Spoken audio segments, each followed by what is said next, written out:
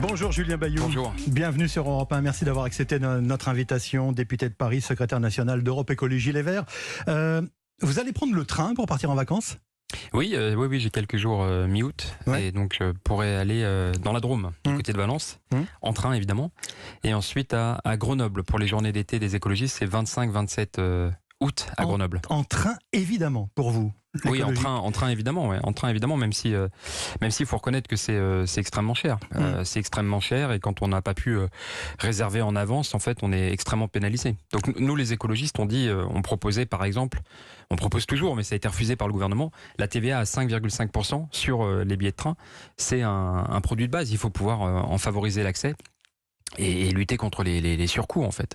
En fait, pendant des années, on a privilégié le train à grande vitesse et des fois pour gagner 20 minutes, on a des coûts monumentaux. Là où la réfection des petites lignes, Paris-Rouen, Paris-Clermont, serait beaucoup plus utile en fait à beaucoup plus de monde. Les TER, les RER, on parle, si on est en Île-de-France, on parle d'Île-de-France, le RER B est complètement délaissé. C'est des transports du quotidien.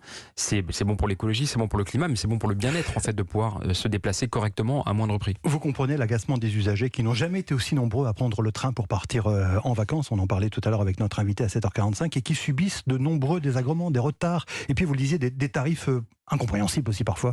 Bon, il y a des tarifs prohibitifs, disons les choses. Quand vous pensez qu'en Allemagne, la coalition verte et socialiste a mis en place un ticket à 9 €. Alors c'est pour la jeunesse, c'est ponctuel, mais 9 € par mois pour voyager sur tous les trains de la Deutsche Bahn, les trains, on va dire, interrégionaux.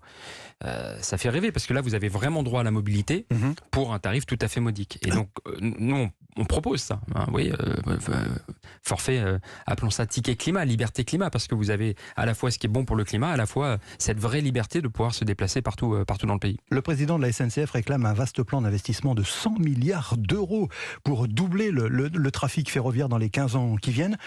Vous soutenez cette demande. D'abord, est-ce qu'on en aura les moyens ? Alors, on a les moyens, c'est un investissement rentable.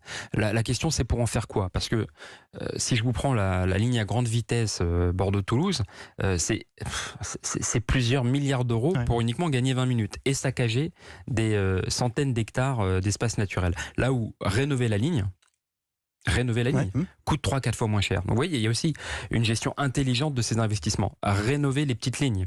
Je le disais, Paris-Rouen, Paris-Le Havre, Paris-Clermont, c'est complètement délaissé. Alors qu'on a besoin de ces lignes pour irriguer les territoires. Cesser les grands projets hyper rapides, le Lyon-Turin, tout ça, on n'en a pas besoin. En revanche, investir, oui, dans les lignes du quotidien, le RER B, les TER, on a besoin de les développer et d'améliorer le cadencement. On a besoin de monde dans les trains. À chaque fois, on nous dit, vous savez, la modernité, c'est un automate et il n'y a plus personne dans les trains. Et bien, pour la sécurité, notamment des femmes, on a besoin de monde dans les trains et ça, c'est un investissement. Alors, parlons de sobriété énergétique, Julien Bayou. C'est peu de dire que vous n'avez pas été convaincu par les orientations qui ont été présentées la semaine dernière par le gouvernement. Quand on dit prendre le train, c'est de la sobriété énergétique. Oui, parce que ça émet beaucoup moins et c'est beaucoup moins énergivore que tous les jets privés. Là, vous savez qu'un avion sur 10 qui quitte la France, c'est un jet privé. Et donc, on a une immense majorité de la population qui fait des efforts pour le climat, qui a pris conscience du dérèglement climatique, qui vit les méga-feux comme une atteinte à sa chair. On est tous choqués par ce qui s'est passé en Gironde et qui continue de se passer dans le Gard et ailleurs. Et on a comme ça une élite, une jet set complètement déconnectée qui prend l'avion comme vous prenez un verre d'eau. Oui, mais enfin, pardon, mais est-ce que c'est pas un peu marginal de s'en prendre comme ça à 3-4 chefs d'entreprise qui prennent leur jet privé ?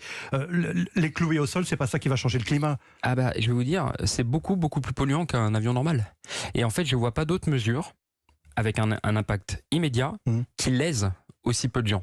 Il y a une autre mesure qui est intéressante, c'est interdire la publicité numérique. Vous voyez, tous ces écrans lumineux qui servent à rien. Personne va s'en plaindre si on les interdit. On peut faire de l'affichage, on peut faire de la publicité. Le moins il y en a, le mieux je me porte. Mais en tout cas, pas numérique. C'est extrêmement énergivore. Tous ces écrans consomment comme 1, 2, 3 ménages à l'année. C'est complètement délirant. Donc éteignons-les. Faut interdire. Oui, il faut interdire.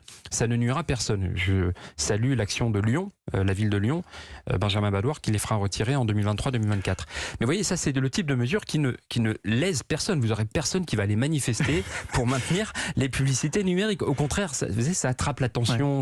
Voilà. Donc ciblons ce type de mesure qui lèse peu de gens. Eh bien, l'interdiction des jets privés, un impact maximal pour ne léser personne. De la même manière, les navires de croisière, vous savez, les gros yachts, quoi, dont le fuel lourd n'est pas taxé.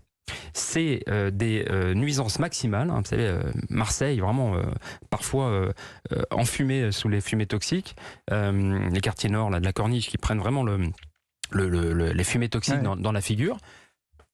Et c'est pas taxé, c'est pas possible en fait. Le kérosène, en fait, les carburants des riches sont pas taxés, ni le fioul lourd des navires de croisière, ni le kérosène des jets privés. Et donc là, c'est là qu'il faut remettre de la justice. Est-ce que vous êtes favorable à la limitation de vitesse sur les autoroutes à 110 km/h ?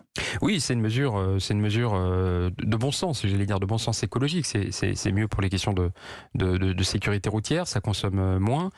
C'est sûr que moi, si la limite elle est à 130, je vais à 130. Donc quand je roule, évidemment, on s'astreint à la limite.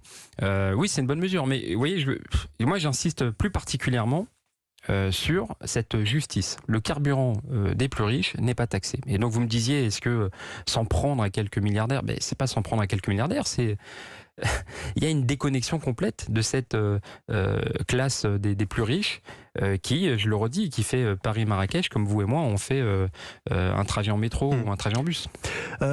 Bruno Le Maire estimait, le ministre de l'économie estimait il y a quelques jours que le choc que l'on va subir en matière énergétique pourrait être comparable à celui des années 70.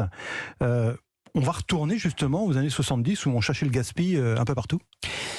Oui, en fait, on est rentré dans une phase où le cycle de l'énergie va connaître des hausses de prix absolument terribles auxquelles on est, à vrai dire, peu préparé. Et donc on l'a vu par exemple, imaginez 2018, ça peut sembler loin, hein, les gilets jaunes, novembre 2018, c'était 5 centimes de hausse, si je me souviens bien, qui avait provoqué cette, appelons ça, révolte, qui était à la fois sur la question déjà du pouvoir d'achat, il y a des personnes qui sont dépendantes de leur voiture et qui ne pouvaient pas faire autrement, et puis il y avait une question de justice, qui considérait que en fait les 5 centimes c'était pas pour financer l'environnement, c'était pour financer les cadeaux faits aux plus riches. Et je crois que là il y a ce lien énergie, dépendance et justice qu'il s'agit de travailler. C'est pour ça que nous on propose de surtaxer les profits des pétroliers. Vous voyez, il y a des personnes qui sont dépendantes de la voiture par exemple ou de la chaudière à gaz. Bon, eh bien, il faut pouvoir les aider. Il faut pouvoir les aider à changer pour des modèles moins polluants. Très bien. Comment on fait ça ? On récupère cet argent auprès des profiteurs de guerre, profiteurs de cette crise écologique. Cet amendement... Est-ce que le compte y sera, franchement, est-ce que vous pensez vraiment que ça va permettre de budgéter tout Mais bien évidemment. Vous savez, des milliards qui sont faits sur cette hausse des tarifs de pétrole. Et puis tout l'enjeu, c'est de pouvoir se passer de cette dépendance.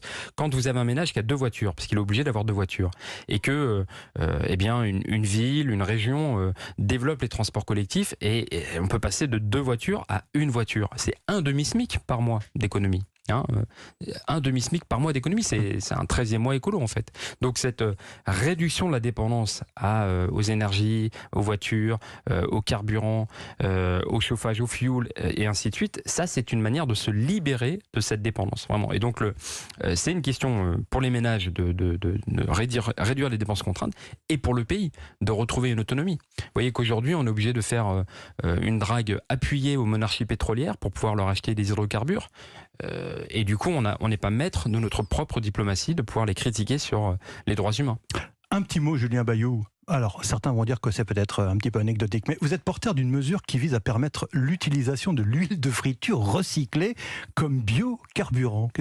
Oui, alors ça va vous faire penser, pour le coup, vous parliez des années 70. Oui. En France, on n'a pas de pétrole, mais on a de l'huile de friture. Oui. Et il faut savoir que pour les diesels, on peut mettre jusqu'à 30% d'huile de friture quand elle est bien filtrée et décantée, évidemment. Mais ça coûte pas moins cher, hein ? Mais ça peut coûter beaucoup moins cher, puisque c'est de la récupération. Pour l'instant. L'enjeu, c'est de la récupération. Ça coûte le prix du diesel. L'enjeu, c'est de pouvoir... Ben non, là, aujourd'hui, c'est un déchet. L'huile de friture, l'huile de cuisson, il y en a que 25% qui est correctement recyclé. C'est le process qui coûte cher. Décantation et filtration, ça coûte très très peu. Donc il n'y a que 25% de ces huiles qui sont recyclées, et malheureusement, ça crée des pollutions. C'est-à-dire que ça va dans les canalisations et ça finit par les boucher et renchérir encore le coût de traitement des eaux usagées. Et donc, répondre à 2 problèmes avec une seule solution: lutter contre cette pollution, lutter contre la cherté du carburant diesel. Ouais. Vous en récupérez 30% et jusqu'à 100% pour certains moteurs. en roulant à l'huile de friture. Voilà, c'est un amendement que j'ai proposé, qui a été adopté. On va pouvoir mettre en place les conditions. Mais vous voyez, je le disais, être moins dépendant. Être moins dépendant parce qu'aujourd'hui, on dépend des monarchies pétrolières, là où on doit pouvoir réduire la dépendance énergétique à tous ces carburants.